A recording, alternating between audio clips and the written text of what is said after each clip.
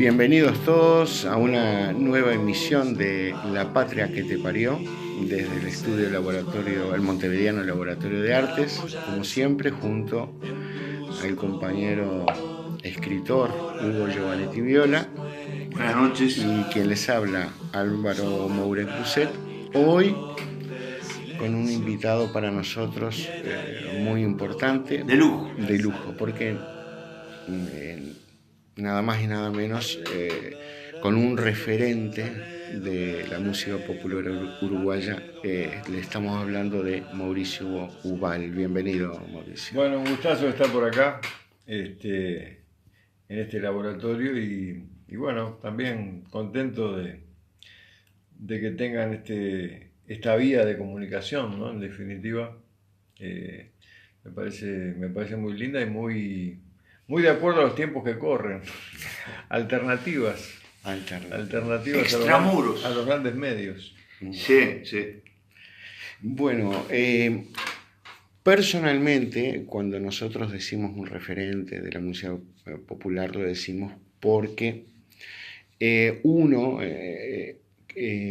la década del 80, congresal de lo que fue ACEP, que ACEP-FEU, era la organización estudiantil, relacionarnos de repente con una música como A Redoblar era, podríamos decir, me animaría a decir, con un sentimiento místico, porque comulgaba con el espíritu de la época, ¿no? En palabras de Jung.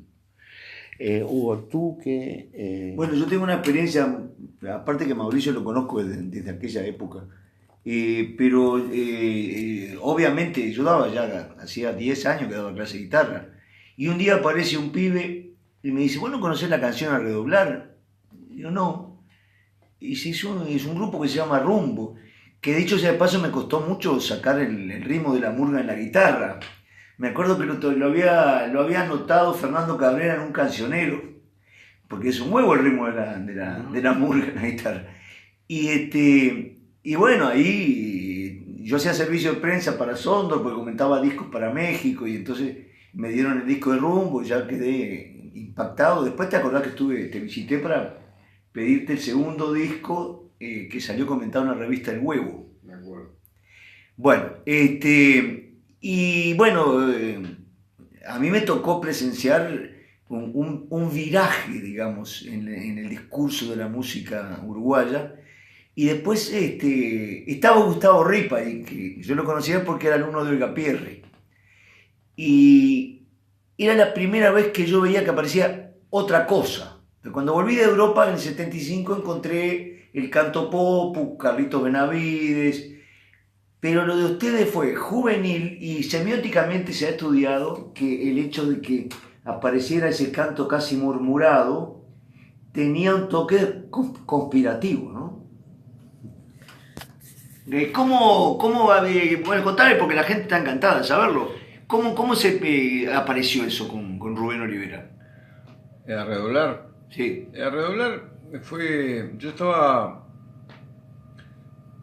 había estado muy impactado unos años antes con un disco maravilloso que se llama Todo detrás de Momo, Sí. de los olimareños. Yo me lo conocía de punta a punta, antes de empezar incluso yo a trabajar con la guitarra. Y siempre me quedó esa cuestión de poder trabajar lo murguero, me atraía mucho la posibilidad de incursionar en eso, en el ambiente murguero haciendo canciones, que no era nada habitual en esa época. Para nada. Era muy poco habitual. De hecho, el disco Todo detrás de Momo Le fue mal. fue un fracaso en su momento. Sí, sí. No así otras canciones como, por ejemplo, aquella Mi Gente, ¿no? Sentados al cordón de la vereda. ¿tá? Eso había impactado mucho, o al Paco Bilbao en la voz de los Olimas. Pero bueno, estábamos en plena dictadura en ese momento y nosotros cuando armamos Rumbo lo habíamos hecho a partir de un lugar que había fundado Biglietti, que se llamaba el NEMUS, Sí. Núcleo de Estudios Musicales. Y me acuerdo que llegaban las facturas, todavía en plena dictadura, en el 78 llegaban las facturas, yo llegué a verlas, a nombre de Daniel Biglietti, las facturas de la UTE, por ejemplo. Mirá, Era una cosa que a uno le impactaba, ¿no? Eran nombres que no se podían ni mencionar, pero ni cerca, ¿no? Esto lo digo porque parece una cosa, hoy en día, parece una cosa medio impensable, realmente no te entra en la cabeza.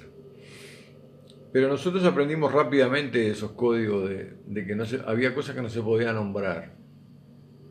Así como que no se podían preguntar los apellidos muchas veces de la gente con la que te encontrabas, ¿no?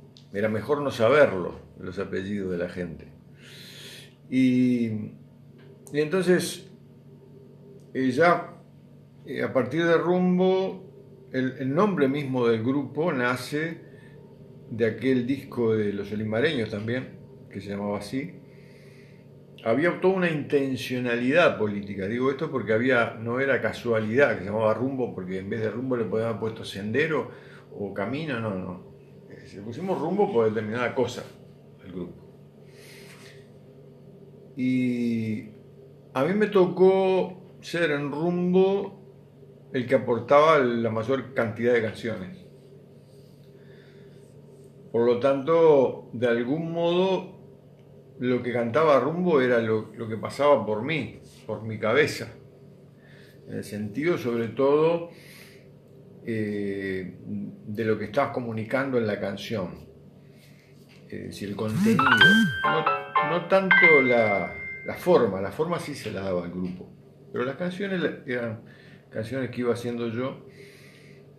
Y la murga siempre estuvo ahí latente. Me acuerdo de haber ido también en el año 77, un año antes había ido a ver el primer espectáculo de Jaime Ross, donde presentaba Candombe del 31, el disco en el 77. Me acuerdo de haber escuchado a Luis Llosa tocando la batería haciendo un ritmo de murga, me llamó mucho la atención. ¿Y toda estaba retirada? Sí, retirada fue en el 78. Y es cierto, estaba. Pero a mí me había impactado más, de algún modo, aquel primer encuentro con la música, con Cometa de la Farola, claro. ¿no? Era esa canción. O sea que yo estaba con ese tema en la cabeza y quería hacer un tríptico, cuando sale Rumbo vemos la posibilidad de trabajar voces, de trabajar canciones murgueras. Yo tenía varios candombes, pero enseguida empecé a pensar en la posibilidad de un tríptico de presentación, cuplé y retirada, a modo de una pequeña murga de cámara. En definitiva, hice Para abrir la noche, que era el tema que fue nombre del primer disco de Rumbo. Sí, sí. Tema cortito, bien como una presentación cortita.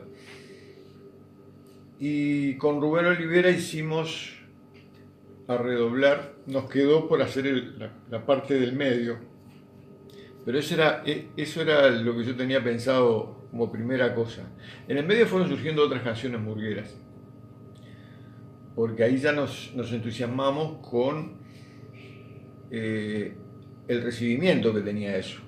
Rumbo empezaba a cantar murgas y la gente empezó porque era algo muy nuevo, nadie cantaba Rumbo. Murgas en esa época. No. Es decir, estos antecedentes que yo te digo de los Oliman, impensable, pero el tema Jaime no estuvo acá hasta el 81, 82. No. O sea, en vivo nadie hacía Rumbo, porque canciones murgueras, porque entre otras cosas no era fácil. Y la murga estaba identificada con el carnaval, con el ámbito de carnavalero. No había espectáculos donde fueran las murgas a cantar. Eso vino después, un par de años después. Se empezaron a juntar canción popular con murgas. Sí, que fue un foco de resistencia último. Claro. Y más a partir de, por ejemplo, de la experiencia de Falta y Resto, que sale en el 80, creo que es 81, que fue de las primeras que empezó a manejar junto con La Reina de la Teja, empezar a manejar otros criterios y un acercamiento natural con los músicos populares. Entonces, A Redoblar nace de esa búsqueda, de esa intencionalidad, y concretamente Rubén tenía una parte, la partecita aquella de a redoblar. Yo tenía la parte primera, del volverá la alegría. Y bueno, la ensamblamos. Ah, qué interesante, esto es una exclusiva. Sí, totalmente, estaba pensando eso. La ensamblamos, me acuerdo que estuvimos trabajando mucho y yo hice como el armado final en definitiva. La pasamos por el laboratorio de Rumbo, que era muy, muy duro. Sí, nos contaba Gustavo Ripo. Mis compañeros eran muy, muy, muy tremendos. Limpiaron versos, limpiaron estrofas, hicieron bien haberlo limpiado, ahora no me acuerdo. Lo cual me obligaba a reescribir cosas, pero hasta que le fuimos dando la forma. Después ¿Quién inventó la frase final esa? Que esa es la cereza, ¿no? Porque el corazón no quiere. No, eso creo que es mío. Eso lo tenía yo porque formaba parte de esa parte, de ese sector de la música que le había hecho yo. Porque el corazón no quiere. Ya pensando en eso que te digo, de la retirada, de pensarlo Claro. como una retirada, ¿no? Por supuesto que cuando lo hicimos no teníamos la más vaga idea de lo que iba a pasar con la canción. Es decir, fue una canción que hicimos como hacíamos tantas. Sí, eso siempre pasa, ¿no? Con los hits. Entonces, bueno, la tiramos. De hecho, la tiramos, me acuerdo, porque Rumbo rápidamente pasó de un cuartito pequeño de ensayar a tocar en todo tipo de estadios.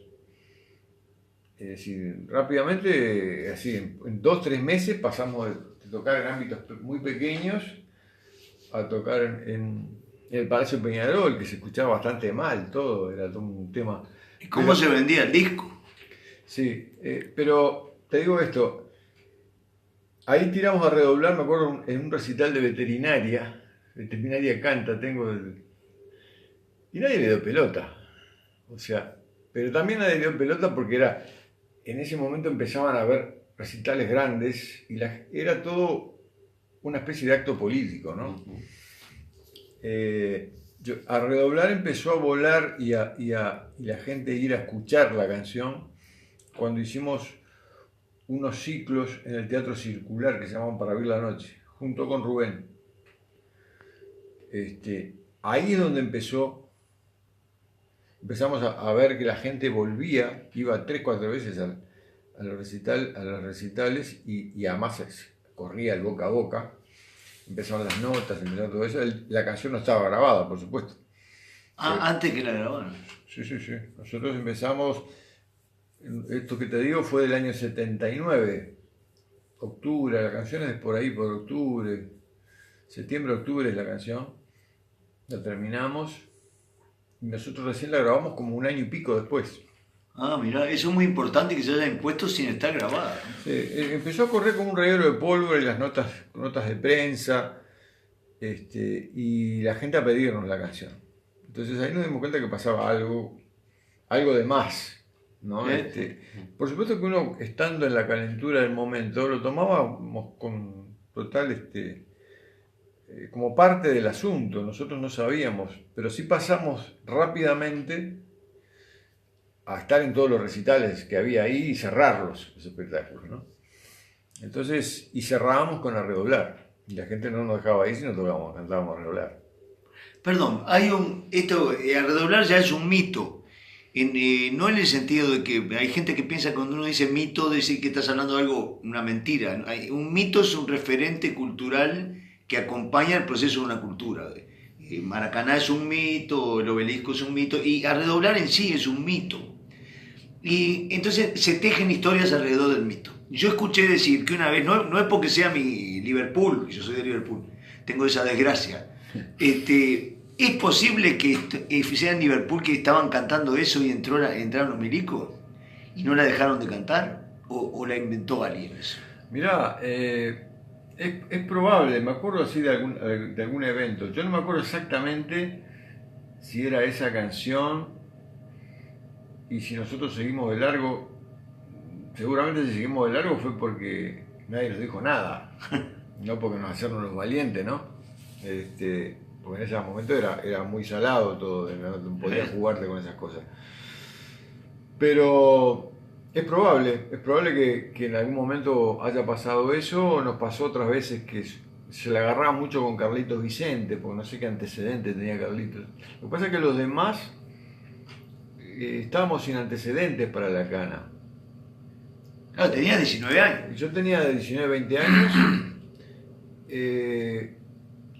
Los más viejos eran Miguelito López, Gonzalo, que no tenían antecedentes de tipo político, y no sé a Carlos con qué lo vinculaba, yo no me acuerdo. Con el 26 me parece. Capaz que con el 26 de marzo. Pero entonces con él se la agarraban y 2x3 lo dejaban afuera y nosotros cantábamos, los otros 5 cantábamos, y él muchas veces dejábamos la silla vacía, lo cual era peor, ¿no? Y le pasaba a Washington y Cristina eso. Exacto, le pasó a Eduardo y Mario. Era una cosa, en ese sentido la censura actuó de un modo poco uniforme, digamos, ¿no? Y yo creo que con Arredoblar, que nunca la llegaron a prohibir, fíjate vos, nosotros tenemos que mandar para cada evento, chico, grande, mediano, mandábamos las fojas. Todas las letras. Con todas las letras. Sí, sí, sí. Toda la semana, porque toda la semana tenían. Toda la semana tenían que llevar eso. Y nunca la prohibieron en sí la canción, nunca nos dijeron ustedes no pueden cantar Arredoblar. Nosotros empezamos, cuando empezó la canción a volar, dijimos, bueno, esta canción la van a prohibir. Qué detalle, ¿no? Sin embargo, nunca lo... Sí, pero lo que pasa es ahí aparece cuando hay dictaduras, los que escriben empiezan a buscar sutilezas. Era como que no podían prohibirla con un criterio. Sí, yo creo que además cuando se dieron cuenta de la canción ya estaba de un modo que les iba a ser más bravo que no las cantáramos, Claro. más contraproducente, que bueno, que lo que pasó, que la dejaron. Y la canción se convirtió en definitiva como una especie de himno de resistencia, ¿no? Y resistencia estética además, porque no era panfletaria. No, esa fue una... Está bien que señales eso porque fue una preocupación desde el inicio. Yo había trabajado con el Choncho Lazaroff, venía de trabajar en ese año con Coriuna Aronian, me acuerdo también, en el año 79, y siempre tenía esa cabeza de decir, bueno, no nos bajemos a la barricada, tratar de hacer canciones con altura. Ese concepto de la mejor canción política que podés hacer es aquella canción que sea buena artísticamente, que valga la pena. No la canción de barricada que puede tener alguna necesidad en algún momento, pero que se va a quedar ahí.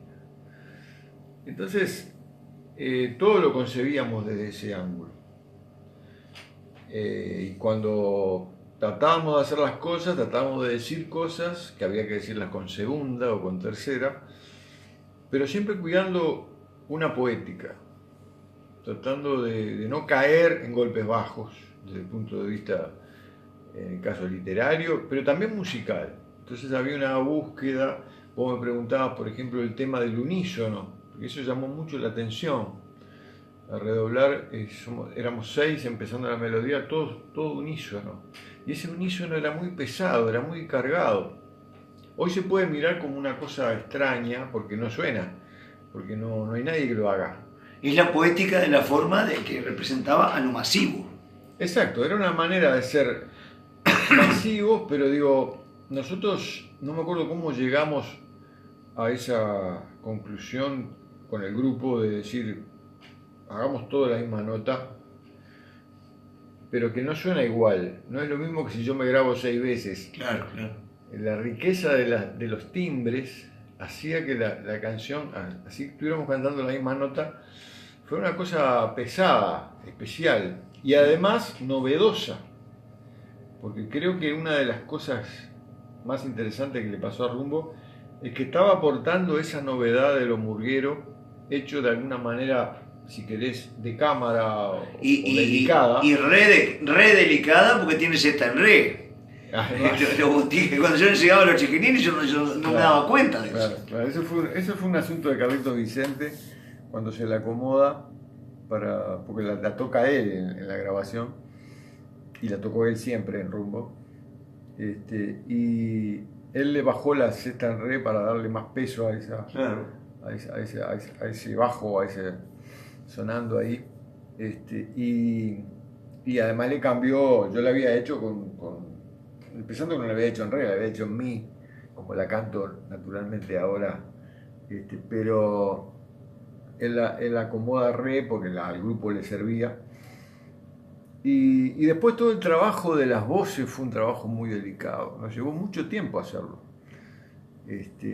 porque ahí tiene todo, la canción tiene todo, si uno la empieza a escuchar, tiene toda una amalgama y un entramado de que entran y salen voces y contracantos muy delicaditos, muy mínimos a veces, muy hasta casi minimalistas, ¿no? Pequeños detalles, pero que eso era lo que nosotros hacíamos en vivo, sobre todo cuando nos movíamos en ambientes sin micrófonos. Nosotros sonábamos muy bien en esos años 79, 80, 81, 82, porque veníamos de trabajar mucho en teatros en lugares pequeños.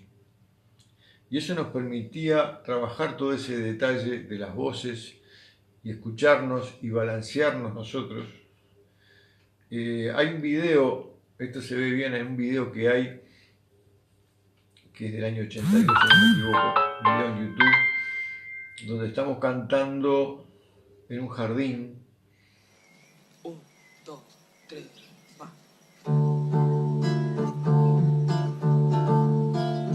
Volverá la alegría a enredarse con tu voz, a medirse en tus manos y a apoyarse en tu sudor, por araduras muecas pintadas sobre un frágil cartón de silencio, y en aliento de murga saldrá a redoblar, a redoblar, a redoblar, a redoblar, a redoblar, a redoblar, muchachos, esta noche. Cada cual sobre su sombra, cada cual sobre su asombro, a redoblar, desterrando la falsa emoción, el el beso fugaz, la mascarita de la fe, a redoblar, a redoblar, a redoblar, a redoblar, a redoblar, muchachos, que la noche nos presta sus camiones y en su espalda de balcones y zaguán nos esperan otros redoblantes, otra voz, harta de sentir la mordedura del dolor. A redoblar, muchachos, la esperanza, que su latido insista en nuestra sangre para que esta nunca olvide su rumbo, porque el corazón no quiere entonar más retiradas, porque el corazón no quiere entonar más retiradas, porque el corazón no quiere entonar más retiradas, porque el corazón no quiere entonar más retiradas, porque el corazón no quiere entonar más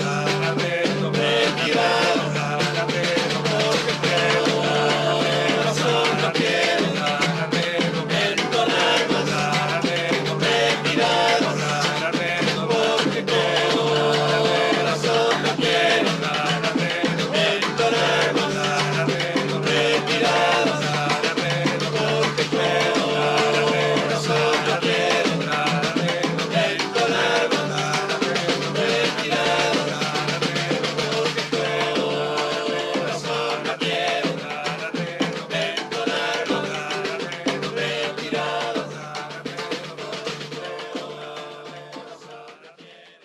ese video está hecho con un micrófono así, un micrófono puesto arriba y punto. Entonces, ahí se puede ver la dinámica que hay, la dinámica que tenía el grupo para manejar bajaditas. Cuando digo dinámica, digo las bajadas, ¿no? Los contrastes. De nota, los contrastes, cuándo subir, cuándo bajar. Y estamos tocando y nos estamos escuchando todos a la vez. Eso, hoy en día, después, uno ha pasado tantos años, casi 40 años después, te digo que es muy difícil de hacer. Sí, es muy difícil. Porque yo hoy, para volver a hacer eso, tendría que pasarme mucho tiempo madurando, sentaditos con la gente, ensayando, escuchando eso. Porque estamos acostumbrados hoy a otra dinámica, a la dinámica del micrófono y a escuchar a través de la amplificación y a tener a alguien que te regula el sonido. Y aparte que hay, en un gran porcentaje, para mi gusto, ¿no? Hay mucha simpleza en la construcción, que no es lo mismo la simpleza que la sencillez.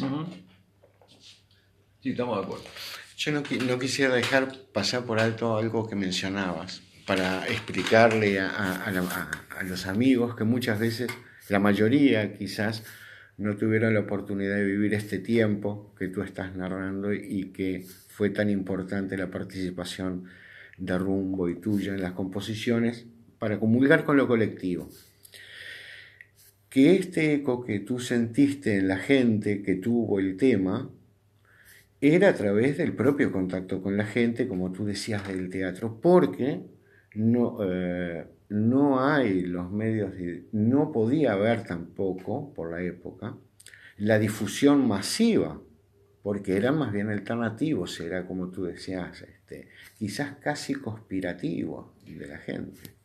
Sí, totalmente. Fíjate que el primer año de Rumbo, o sea, Rumbo nace a mediados del 79. Todo el 79 y todo el 80 nosotros no teníamos grabaciones, ni siquiera podíamos ir pasar por la radio eso. Recién en diciembre del 80 aparece el disco de Rumbo para oír la noche, un poquito antes, un mes antes del disco de Rubén, Pájaros, donde tiene la primera versión. La primera versión es la de Rubén, un mes antes. Yo me acuerdo que había nacido mi hijo y fui a un boliche, abrí un diario y estaba el anuncio de un tal Rubén Olivera, que yo no sabía quién era, y no me di cuenta que ahí estaba una cosa que se llamaba Redoblar, lo razoné después, claro. Un mes antes. Y en definitiva la que quedó más como la que se popularizó es la versión de Rumbo, claro. En definitiva, porque además Rumbo era la que lo hacía. Es decir, Rubén pocas veces la hizo estando nosotros, claro. la hacía con nosotros, pero no había otro canal hasta que está el disco. Cuando está el disco también ocurre, y es bueno acordarse siempre, tener memoria, el trabajo de la 30 y sobre todo de Germán Araujo. Germán Araujo la agarró como latiguillo. Hasta el nombre del disco, que hizo un programa, claro. ¿no? Para abrir la noche. Sí, el programa era, sí. Creo que era de compañero Juan Mazzano, ¿no? Pero... Y bueno, en el Bocha se pasaba mucho. Se entró a pasar mucho, pero Germán la tomaba como para su audición.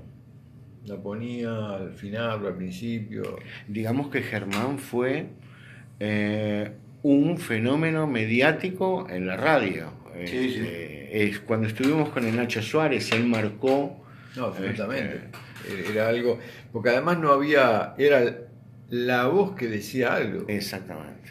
Él encontró la vuelta para poder decir lo que todo el mundo estaba esperando que se hablara y nadie decía. Y tenía muchos huevos. Me acuerdo una vez que le llegaban ondas a la radio, como que lo estaban amenazando de vida.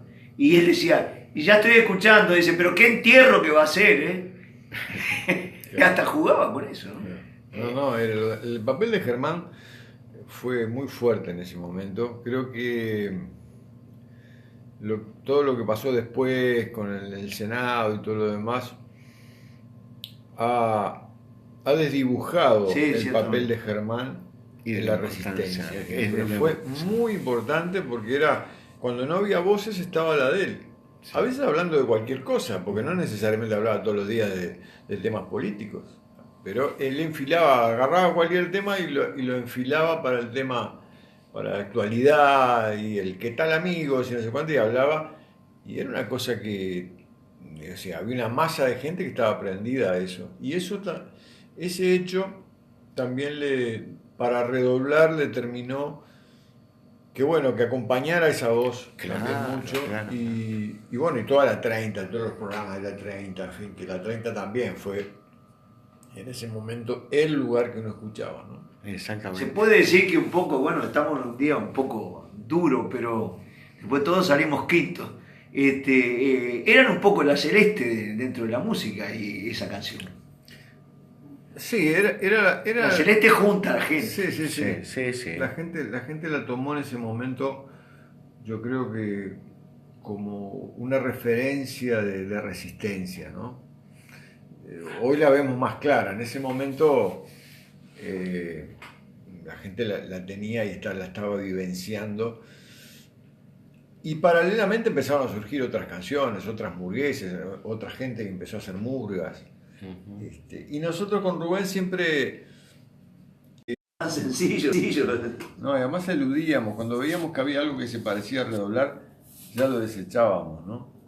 Porque estábamos con ese peso de la novedad, es decir, nosotros siempre buscábamos esas cosas, hacer, no repetirse, no caer en el cliché ni ajeno ni propio, Claro. que es bien de mi generación, esa generación de búsqueda marcada por ir al frente, marcando cosas nuevas, cosas que no estaban que no se parecían a otras, que buscar la novedad como hecho en sí, ¿no? Como razón de ser.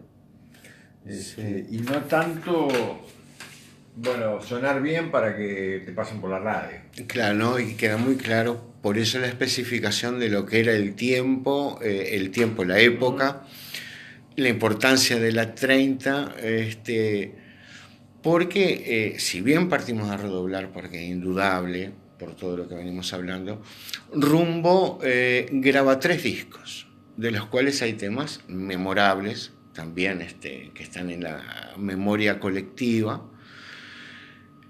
Y eso es lo que nosotros veníamos definiendo del programa anterior, la música popular uruguaya, el canto popular uruguayo. Estamos investigando y creo que hoy, con Rumbo, hacemos una síntesis de lo que queríamos decir, ¿no?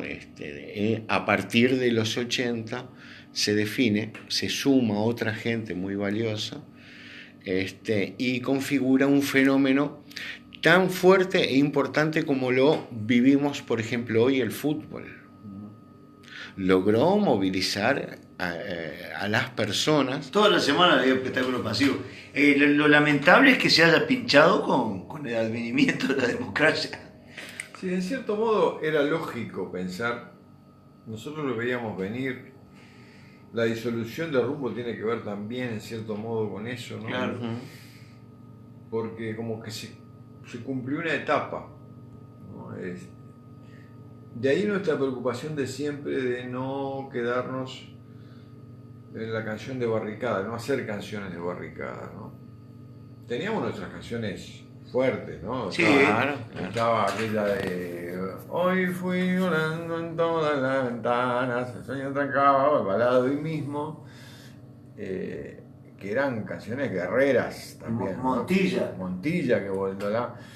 Y había muchos colegas que cantaban cosas venezolanas. Nosotros teníamos el orgullo de que a redoblar fuera una canción nuestra, fuera un ritmo nuestro. Para nosotros reivindicar lo murguero también era un tema político. Siempre lo fue. No fue casualidad que nosotros agarramos lo murguero. Por más que ahora a veces nos queramos olvidar o sacarle trascendencia. No, nosotros tomamos el tema de la murga porque en esos años todo ese universo que tenía que ver con las raíces nuestras, que tenía que ver con la defensa de determinadas formas musicales, la dictadura lo tenía tapado. Claro. No quería hablar de eso la dictadura. Entonces, nosotros justamente queríamos reivindicar todo ese tema. Bueno, y no es casual que en el 85, acá no se acusa a nadie de nada, pero aparece el nuevo rock uruguayo, que viene a ocupar un lugar que no le corresponde y que no se lo ganó en buena ley porque eran muy pobres las canciones. Y barrieron con una elaboración fabulosa que había de un montón de gente. Y que hay una beta que perdura hasta hoy, ¿no? Pero quizás es lo que está diciendo Mauricio, que tratamos también. El hilo hacia lo nacional, ¿no? Las raíces. A las raíces, correcto. No, yo creo que todo el fenómeno que vino después, el rock, si bien tuvo un origen que fue bastante, de alguna manera, armado, es decir, todo aquello del festival de rock y no sé qué más, tampoco hay que dejar ni obviar de que eso estaba latente por ahí. Y estaba el Dino con la Milonga Rock, claro. Había estado Mateo con el Candombe Rock, Rada, eso es síntesis válida. Pero ojo que no toman ellos esas raíces. No, ellos salen más bien reivindicando lo que había sucedido en Inglaterra, ¿no? Exactamente. Claro, por eso. Lo toman como 7 años después.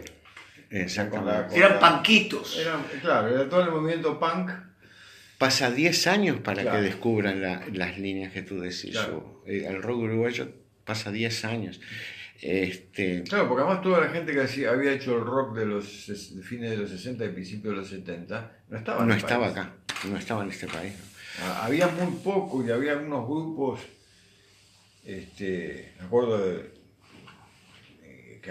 escuchar algunos grupos que hacían algo de eso, pero era muy dejado de costado, ¿no? Quedó Dino, pero haciendo otra cosa. No haciendo... Sí, él había tenido los Moonlight, que ahí hay puntos altos ya, ¿no? Sí. Quizá el que introduce un poco el rock acá, con raíz, fue Jaime Ross. No, claro, Jaime lo hace y lo hace con muy buen nivel,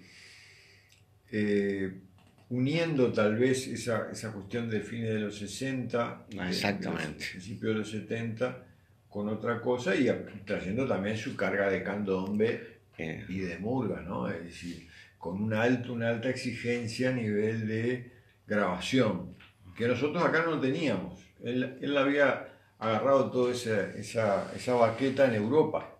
En Holanda, en Francia. Yo he estado mucho tiempo trabajando ahí y grabando en estudios de altísimo nivel comparados a lo que había acá. Entonces, bueno, de todas maneras, estaba Galimire también haciendo... Sí, Galimire graba en el 81 su primer disco haciendo aquel que se llamaba Presentación, que tenía mucho de todo eso, aquello de candombe beat. Diferente, pero tenía esa rama. Pero bueno, yo siempre pienso que todo esto de la música es como una cadena y uno va haciendo eslabones, ¿no? Pero los eslabones se van uno a uno anudando. Exacto. De repente por un lado o por otro.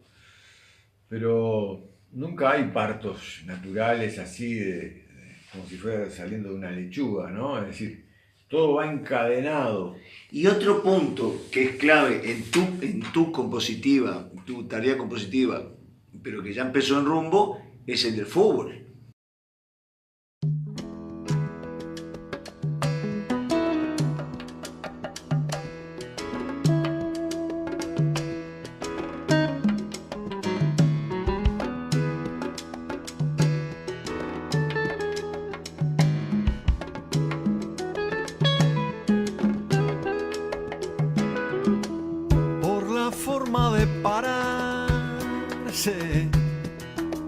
En el medio de la cancha, de matarla con el pecho, de volar hasta la raya. No No se sabe con qué pie se les va a ir otra vez, con una moña fugaz o sirviendo una pared.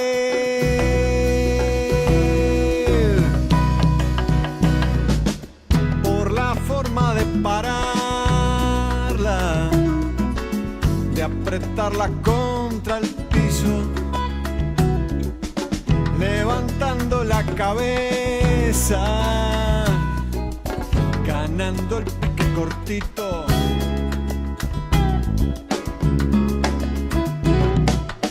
No se sabe con qué pie lo desbordará otra vez. Al zaguero lateral, a mis ojos que no creen, como quiebra la cintura y la razón, y se acomoda en el aire el pájaro para pintarle ese gol. Al domingo,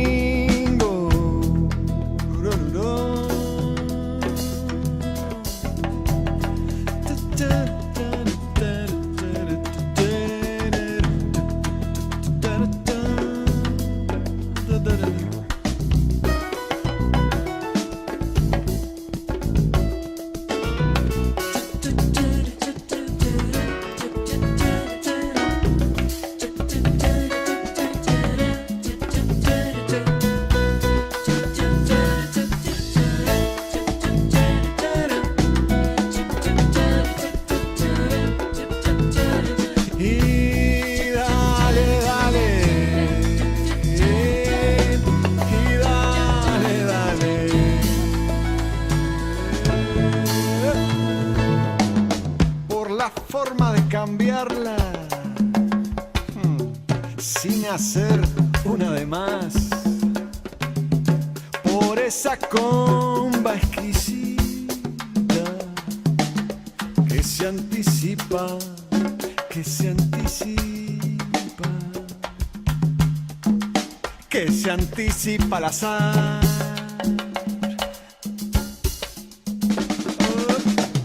No se sabe con qué pie se desmarcará otra vez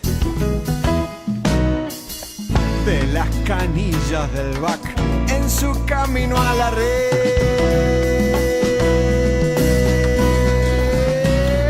Por la forma de pararse para patear el penal, donde se lo juega todo, sin revancha ni replay.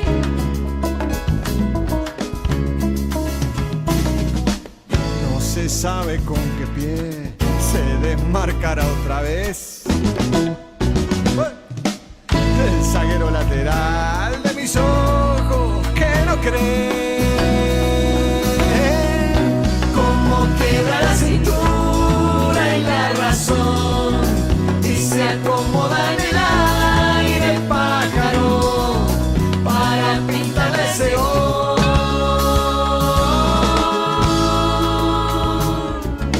Al olvido.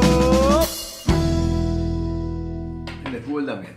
Esa es otra vez. Por la forma de pararla está en el tercer disco. Sí, eso también fue una cuestión que empezamos a manejar porque éramos muy futboleros, sobre todo con Gonzalo y con Miguel, con Gonzalo Moreira y con Miguel López, éramos los más futboleros. Ripa también, pero menos. Y bueno, siempre lo teníamos ahí, lo manejábamos ahí, el lenguaje, hasta que se nos da por tomar el tema futbolero para hablar de otras cosas. Ahí hacemos Orsay y ya no quedan Centrojazz en el segundo disco, en el año 82. Y bueno, el de Sosteniendo la Pared. El Sosteniendo la Pared. Ahí metemos esos dos temas, dos momentos deportivos, donde de alguna manera usamos el lenguaje futbolero, esa poética de los relatores de fútbol, para hablar de otras cosas. ya no quedaban centrojas en el Uruguay, como diciendo, ya no quedaba gente que pensara, todos los echaron a todos. Y con Sosteniendo la Pared, bueno, Osei, en definitiva, también yo tomo un referente del fútbol de ese momento para hablar de lo poco que gana la gente, en definitiva, era eso, ¿no? De la diferencia entre esa cuestión del futbolista ganando mucho dinero, que comparado a lo que es hoy es ínfimo. Es de chiste. Pero bueno, en ese momento igual era importante. Pero después sí, en el último disco está la canción que creo que es la de las canciones mías futboleras, es la más conocida, que es Al fondo de la red, que también me paro sobre, en definitiva, sobre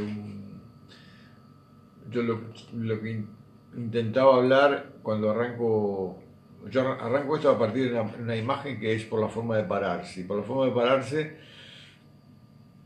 era la de las piernas de los niños, de los gurises chiquitos. Cuando uno los ve ahí en la canchita y la pelota le llega a la mitad, casi la rodilla. Sí. Porque la pelota, todavía la piernita no se desarrolló. Esa es la primera imagen, la imagen infantil, la imagen lúdica. Y después cuando tengo eso empiezo a trabajar el resto de la canción y ahí aparecen otro tipo de imágenes. Ahora, ¿le hiciste inspirado en algún jugador? No, en definitiva, a ver, en ese momento cuando yo hago esa canción estaban en su mejor momento, o uno de sus mejores momentos, tanto Venancio Ramos, entre otros, ¿no? Venancio Ramos y Francescoli.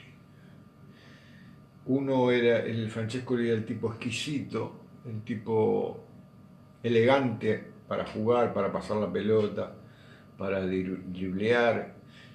Venancio era el loco suelto del campito, ¿no? Esa imagen desgarbada, las patitas flacas.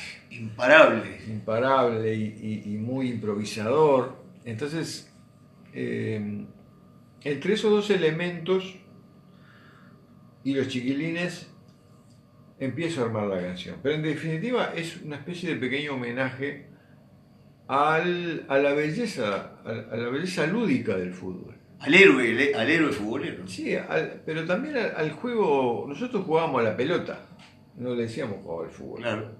Jugábamos a la pelota. Es verdad. Y cuando era niño yo jugábamos a la pelota a la noche.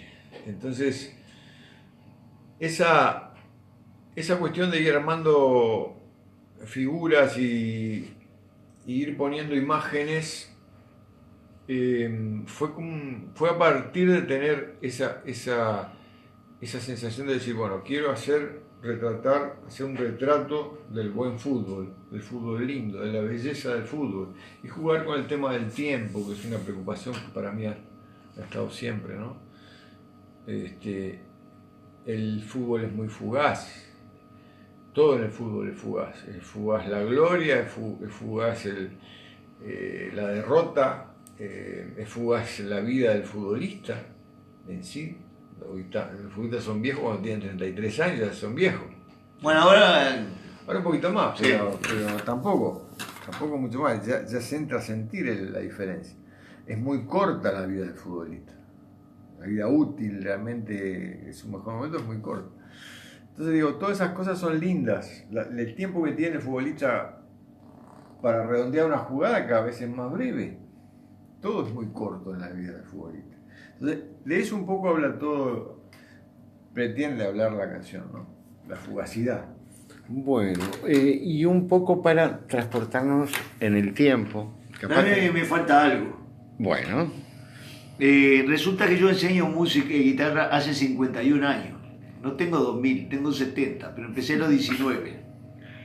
Y una de las canciones, yo te ponía cuando te invité a participar, una de las canciones que más me gustan a mí en mi vida, de todas las canciones que conozco, para mí la canción es la forma más alta de la literatura.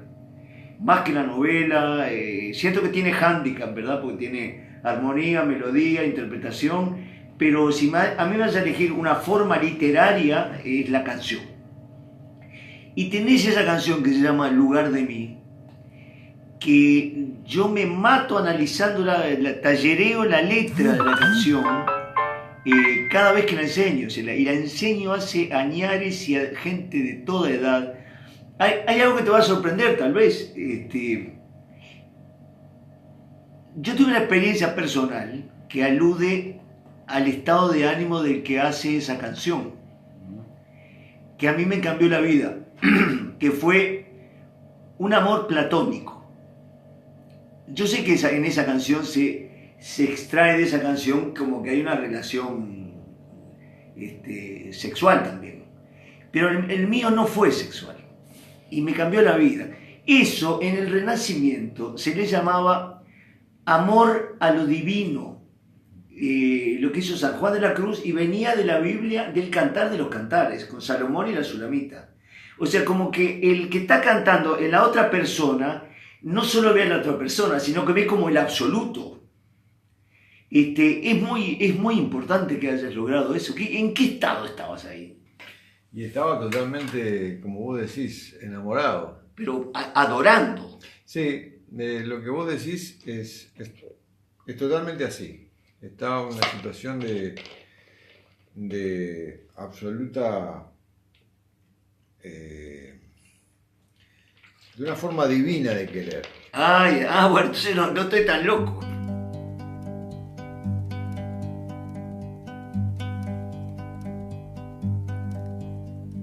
Palabra que no sé de dónde me empuja este amor, me arrastra hasta que calle lo trajo, que manos podía. Cuando golpeó, cuando le abrí, no sé cómo voy a llamarte. De tu adentro a mí no hay alrededor, no hay lluvia, planeta, naufragio, delirio, naranja que no seas vos. Palabra que no sé dónde terminaré.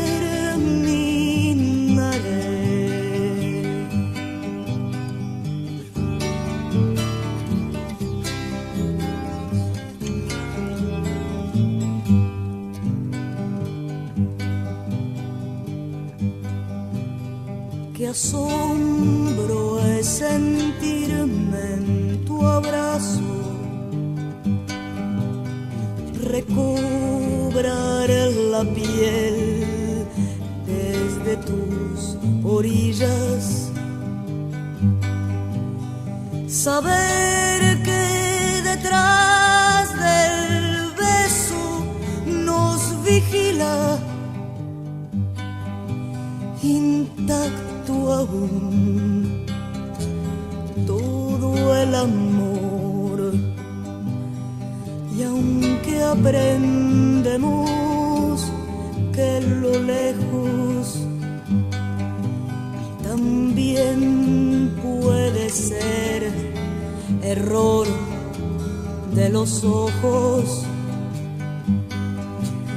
no hay cerca más cerca que tu cercanía. Con el error tocándome.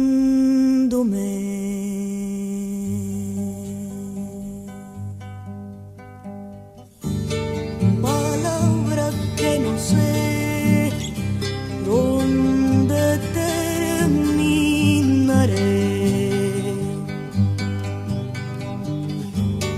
Palabra que no sé ni lo pregunto. tenía que ver con el amor en su cobertura más amplia. Claro, Desde lo platónico. detrás del beso nos vigila, Claro, intacto aún todo el amor. Exactamente. Es esa cuestión de trascender a través del otro. Ah, bueno, la dijo él la palabra. Para mí es una canción mística. Sí, una cuestión de... Pero es puro enamoramiento de mi esposa, de Elena, que hasta hoy seguimos juntos. Es heroico, ¿eh? Sí, claro, pero en ese momento era un arranque así, totalmente, ¿cómo decirlo? A veces uno tiene esa felicidad de encontrar en palabras, ¿no? Sí. lo que está sintiendo. No siempre se da. Y no siempre se da que salgan las palabras con una música, con una melodía tan buena. Y son 3 tonos más un séptima disminuido, Sí, nada sí, más. nada más, son 4 tonitos. Pero mirá que se hipnotiza a todo el mundo con eso. Sí, es una canción que, bueno, yo creo que es una de las canciones más felices que, Sí, me- sí, sí. que- Es una gran que canción. me ha salido. Y no es justamente, tal vez lo más, ¿cómo decirlo? Lo más misterioso de cuando se dan esas cosas es que uno puede aunar lo que está diciendo con la forma. Es decir, yo creo que lo más importante en la canción, tal vez coincidamos, es la forma, Y sí, es cómo está dicho. la Porque, poética de la forma. porque todo, vos podés, sí, puede haber alguna anécdota nueva, pero todo está dicho, ¿verdad? De alguna manera, prácticamente todo, el amor, la muerte, está dicho de 1000 maneras. El tema es cómo lo Te digo decís. más, algo que te va a resultar extraño tal vez. Yo siempre fui cristiano marxista. Después terminé siendo, soy católico. Y bueno, no me puedo quejar del papa que tengo. Pero vos sabés que yo de tanto explicar esta canción, la dan en la catequesis. Eso no va a tener. Sí, sí. Tuve un alumno catequista porque no se nombra a Dios. No. Pero claro, la canción es tan fuerte que el tipo me dice, le voy a empezar a dar en la catequesis. ¿No? O sea, como alguien puede con una referencia humana entrar en una zona de la adoración absoluta. Del valor simbólico. Claro. Sí, te vuelvo a decirte, a veces uno tiene esa felicidad de encontrar y que las palabras no sean huecas, Claro. que las palabras no sean simplemente una herramienta de la habilidad del escritor. Sí, que no No. sea artesanía. Exacto. Porque muchas veces uno hace artesanía con las canciones. Digo, evidentemente, no todas las canciones tienen por qué ser lo que uno está sangrando, ¿no? Claro, claro. Muchas veces uno cuenta historias y la mayoría, te diré, de las canciones que yo he hecho son fábulas, inventos sobre algo. Pero en algunos casos, en algunos pocos casos, está eso, donde uno es la carne puesta arriba del asador. Y bueno, cuando vos lográs unirlo con una música, con un buen vehículo de música, bueno, a veces se da esa química, ¿no? Sí, bueno, y Álvaro decía un poco, después de esos periodos, yo creo que estamos acá charlando los tres porque tenemos una afinidad desde el punto de vista arquetípico, histórico, que bueno, ahí viene tu tema Coplas del Exilio, el referido a Artigas, que tenemos una exacta manera de enfocar el tema a nivel de nación, de comunidad, ¿no? O sea que el país, como cuando fue Josep María a buscarlo al Paraguay, Artigas dijo, yo ya no tengo país. Claro. Me da la impresión que siempre buscaste el arquetipo universal en la estética, lo que no pasa, lo que permanece, porque le puede llegar a cualquier persona. En este caso, la figura de Artigas es unificadora, la estábamos oyendo recién, unificadora de toda una comunidad, excepto aquellos que lo niegan. Sí, hay gente que lo niega, como Mucha gente. como a Tavares también. Digo, Sí, sí. bueno, Tavares es ateísta, ¿no? claro, pero digo, hay gente que niega todas esas cosas y bueno, está, yo qué sé, no sé. No me interesa discutir sobre eso, pero a mí el tema de Artigas, yo desde la época de Rumbo lo vengo siguiendo.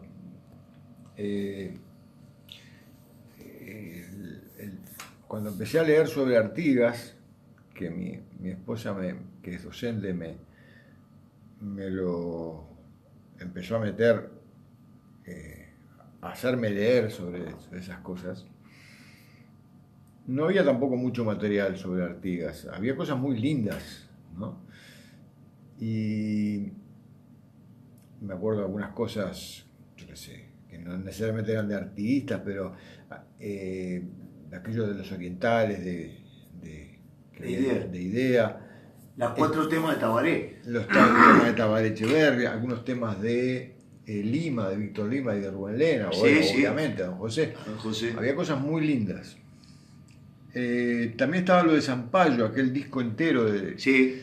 Eso me interesó y empecé a ver de qué manera podía escribir sobre Artigas y me pasó una cosa increíble. Me di cuenta que yo no tenía la estatura para escribir sobre Artigas. Yo en ese momento tenía 22, 23 años. Me entré a comprar libros de Artigas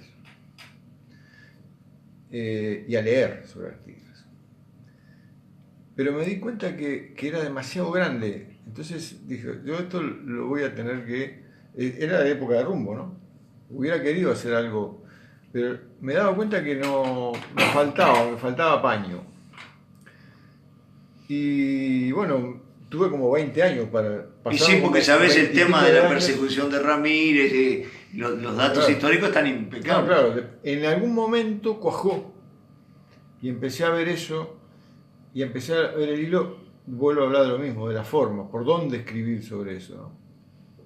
No quería hacer una canción que hablara viva Artigas, ¿no? Es muy difícil. Qué bueno que Artigas, no, quería encontrar una vuelta y ahí apareció esa manera de ir aunando el Artigas real con los Artigas del exilio y esa sensación de que el tipo se fue para allá y no quiso volver, porque claro, no quiso volver a eso que él no era, no quería volver a eso porque eso no era lo que Claro. por lo que él había peleado. Y bueno, cuando vos juntás eso y juntás todo lo que fue su quehacer, ¿no? El reglamento de tierras, todo lo que hizo, todas las batallas, increíble su ascendencia con los indios, era un tipo, realmente un tipo notable, ¿no? Y además su cercanía con los curas, con Monterroso, que son los que le escriben. Era católico y era religioso charrúa también, Sí. porque vivió en las tolderías. Exacto.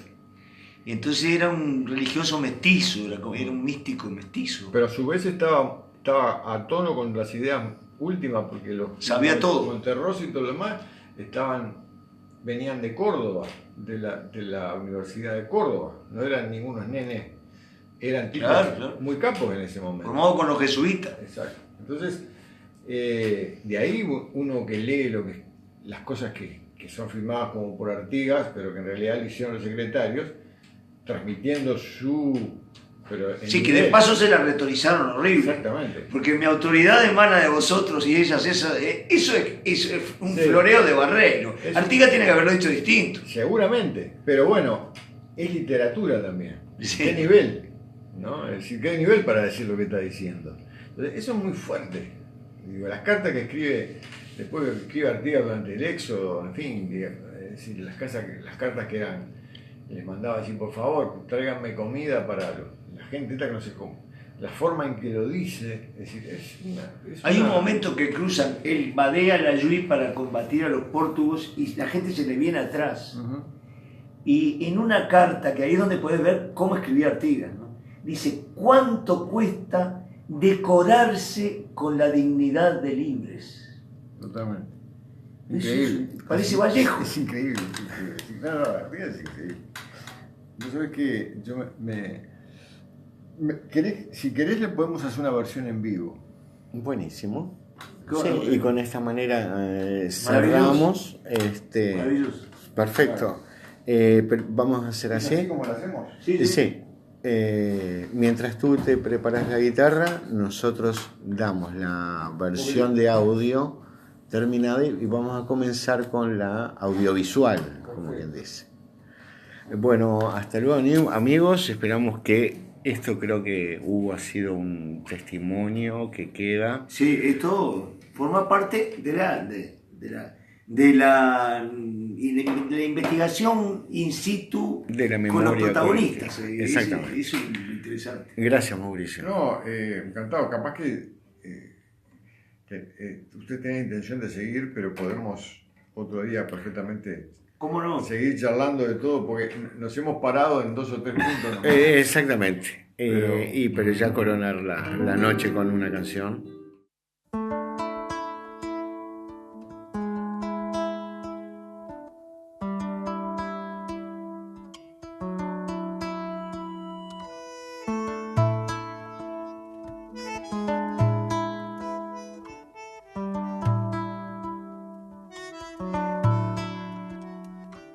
Estoy subiendo la escalera caracol, con mis pasos me alumbro.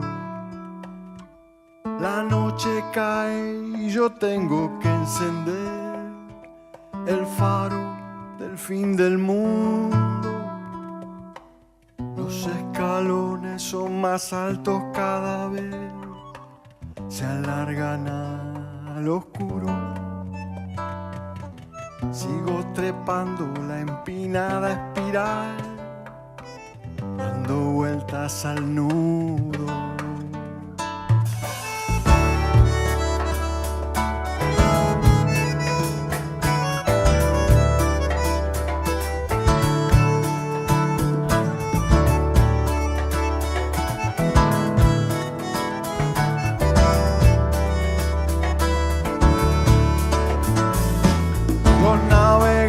Se empezaron a perder en los mares profundos y yo no llego para darles la señal de algún puerto seguro. Estamos presos en la misma tempestad, sin brújula ni estrella.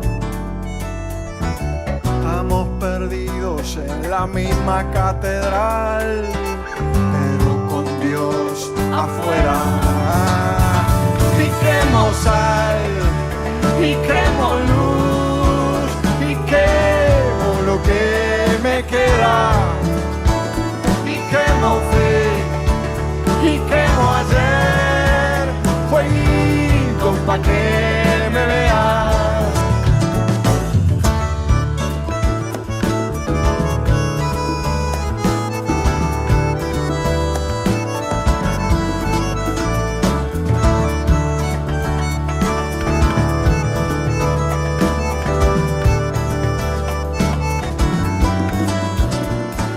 Estoy parado en medio de mi habitación, oyendo mis latidos.